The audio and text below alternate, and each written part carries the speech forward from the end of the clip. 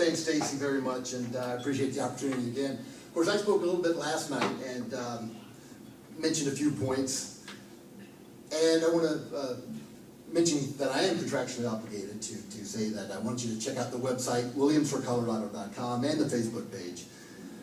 But beyond that, I want to make it very clear that I'm a radical believer in the Constitution and freedom. I made a reference to Game of Thrones last night, and I'm going to quote again from that series. This is from Tyrion Lannister, the little dwarf guy from the show. And he said, "Let them see that their words can cut you, and you'll never be free of the mockery. If they want to give you a name, take it and make it your own. Then they can't hurt you with it anymore." In that spirit, I'm a libertarian. I am a constitutionalist, and I believe in freedom. Own your beliefs, never shy away from them.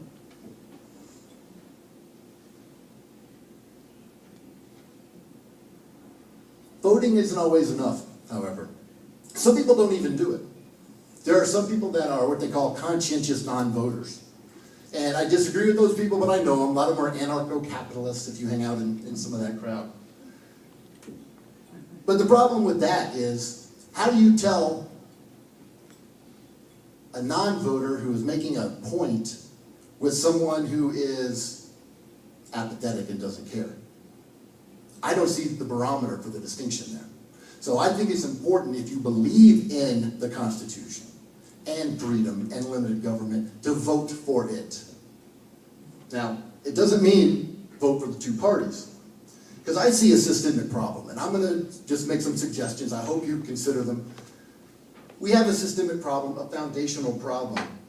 And sometimes arguing about the color of the shutters on a house with a rotting foundation doesn't really make any sense.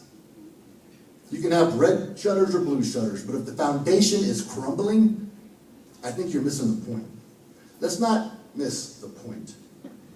Sometimes, if you ever watch some of these home and garden shows, house flipping and the like, sometimes they won't flip a house because it simply makes more sense to build new than it does to renovate.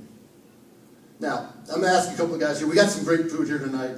Who here would frequent a restaurant that only served you a choice between tripe and chitlins?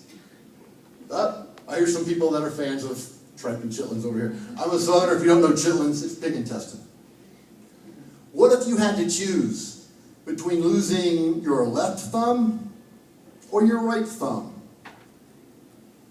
What if you had to choose between running into a tree at 100 miles per hour or 90 miles per hour? Now, you can make logical arguments. If I'm right-hand dominant, I'd rather lose my left thumb. It clearly makes more sense to run into the tree at 90 than 100, right? It's 10 less miles per hour. Sometimes the only way to win that type of game is to not play it. War Games, Matthew Broderick, if you remember that. If anybody takes either one of my thumbs, or runs me into a tree, or makes me eat tripe or chitlins, it's going to be against my will. It will not be with my consent.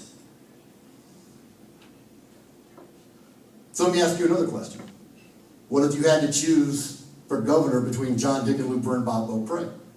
It's the same choice. 90 or 100, right thumb or left thumb. So I want you to think about that.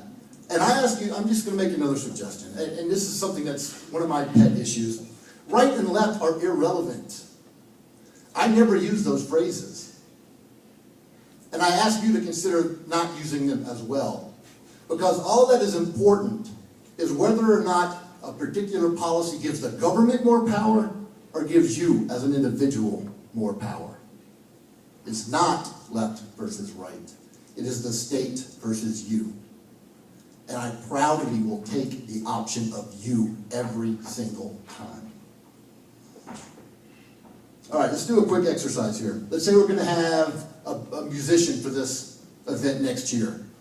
So I'm going to give you, oh, you're going to do a musician, Stacy? All right, very good. So these are made-up choices. They're not real options. So understand that. If you like any of these bands, I'm going to listen to them one at a time. Who would approve of Willie Nelson? Yeah, I would. All right, that's Willie Nelson fans, all right. Who would approve of Neil Diamond? I would. I would go, all right, good. We got some more votes over there. Justin Bieber. Oh, we got one from Drew. I saw that. I saw that. Jay-Z. Oh, got some Jay-Z. Oh, yep, Nick likes Jay-Z. Katy Perry. That's the last one. All right, got some Katy Perry. All right. Several of you voted more than once because you approved of more than one of those options. We do that every day in our lives, but we don't do it when it comes to voting. So this is part of the systemic problem that I see, is plurality voting. Let's look at the governor's race, the Republican nomination for governor. The winner got just over 30% of the vote. That means 70% of the people voting in that election did not vote for the winner.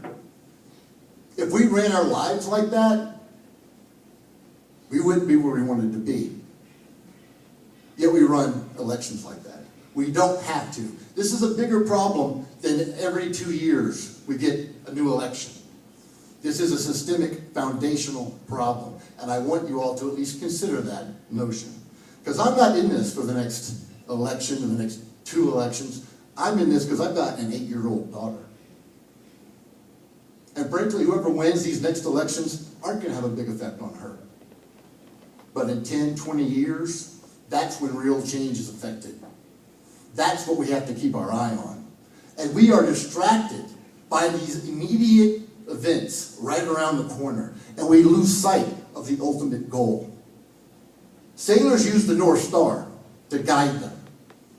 They're never going to get to the North Star. But they have a guiding principle that leads them. We have to keep an eye on that. If you haven't read or are familiar with the book, Gaming the Vote by William Poundstone, I recommend it. We don't have to do elections this way. The Heisman Trophy gets a winner every single year. The Academy Awards gets a winner every single year in multiple categories. They don't use a method where 70% of the people vote for the guy who doesn't win. It makes no sense, yet we keep doing it. We keep going to the restaurant where the only choice is tripe and chitlins. That's our fault. The restaurant is going to keep serving the same thing as long as we keep ordering it. You can't solve a problem with the same thought process that created it. Be a radical. The only thing, this is a quote, Harper Lee, another good Southerner. Quote, the only thing that doesn't abide by majority rule is a person's conscience. Harper Lee. Never abandon that conscience. If you want an attorney general whose guiding principle is the Constitution and not whatever nonsense the legislature passes, I ask for your consideration. If you want an attorney general who would support the sheriffs because the guiding principle is the Second Amendment, not whatever nonsense the legislature passes. If you want a candidate for that office to win that believes a small business person should not be forced to do business with someone they don't want to do business with, because the guiding principle is the Constitution and not whatever nonsense the legislature passes, I ask for your consideration. John Quincy Adams, the lesser known of the John Adams, but still one of our important early presidents, said, always vote for principle, though you may vote alone, and you may cherish the sweetest reflection that your vote is never lost. Nietzsche said, the individual has always had to struggle to keep from being overwhelmed by the tribe. If you try it, you will be lonely often and sometimes frightened. But no price is too high to pay for the privilege of owning yourself. I'm David K. Williams, libertarian, proud libertarian candidate for Attorney General, and I ask that you be radical and always own yourself. Thank you.